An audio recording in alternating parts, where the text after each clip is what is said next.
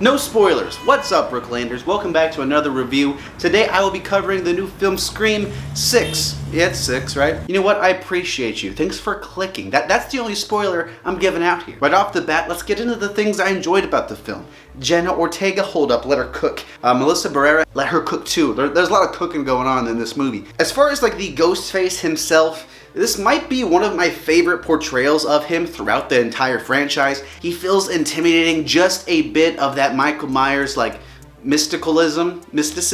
I'm not good with words. The guy is brutal and the kills in this thing are fantastic. You would be surprised how creative they can get with stabbing people.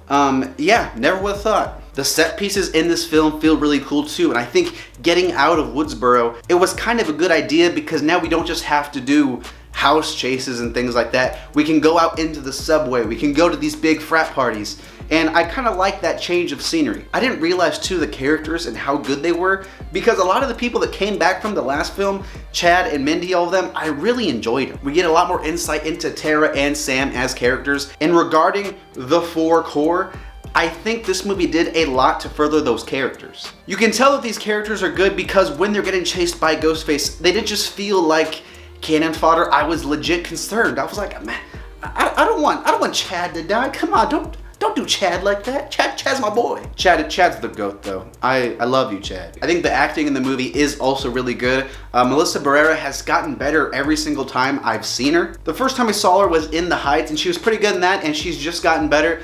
Jenna Ortega's awesome.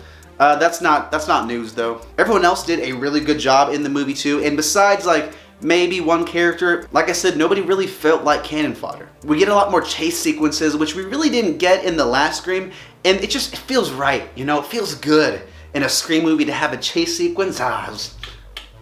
Radio silence. Shout out to Radio Silence. The film's directed really well too. I think a huge part into why some of these sequences are really scary is because of the way that they're filmed, the way Radio Silence uses light, and how they implement the score into the movie and when to kind of bring it back and let the characters and just the diegetic noise work for itself. There are some really well shot scenes in this movie. The cinematography is good, and I feel like cinematography and everything like that doesn't get enough credit sometimes in horror movies, so I gotta give a shout out. Again, no spoilers. I'm not even gonna get close to that. I got you, don't worry. But let's get into some of my reservations about the movie, some of the things that kind of held it back a bit. The good news for this movie is I don't think there's one really big thing or really big plot hole that just crushed the movie for me, but there are a few things that kind of build up to when you leave the theater.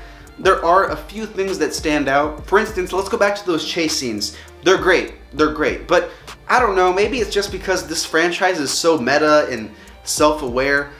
The double tap, man, like there's so many times that Ghostface, oh, he gets boinked on the head or something like that, and he falls down, and I'm like, dude, this is your chance.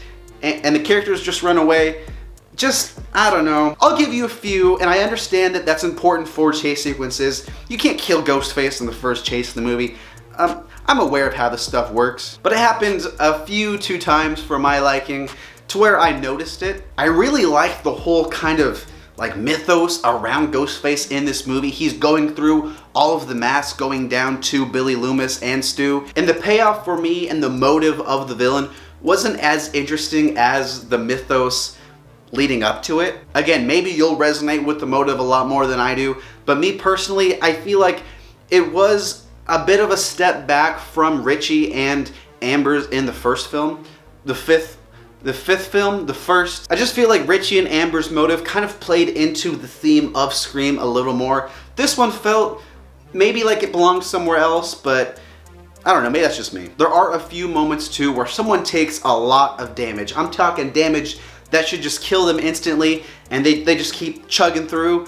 Again, to the point where I notice it and it kind of takes me out of it. You can give the occasional stab to one of our good characters' stomachs. I understand that. You have to build tension throughout the scene, but there are a few moments where they get stabbed a few times too many for me to believe that they can keep going on at the rate that they do. But aside from that, I thought Scream was a pretty good time. I do like it more than the last film, and for 2023, it's one of the best movies I've seen so far. It's by no means perfect, it's by no means the best in the franchise, but I think especially for these requel movies we've been getting for horror, I think this is on the more positive side. I enjoyed it. There are some great kills, some great moment of tension. The acting and the characters are all really good, and I had a good time with it. I'm gonna give Scream 6 a 6.5, and it is my second favorite movie of the year. Look at that, it cracked the top 10. I don't think I've seen 10 though. Well, you know, this is the list. They were playing Denzel Curry in the movie. I was like this, hey, Denzel, Zeltron Curry, baby. Let's get it.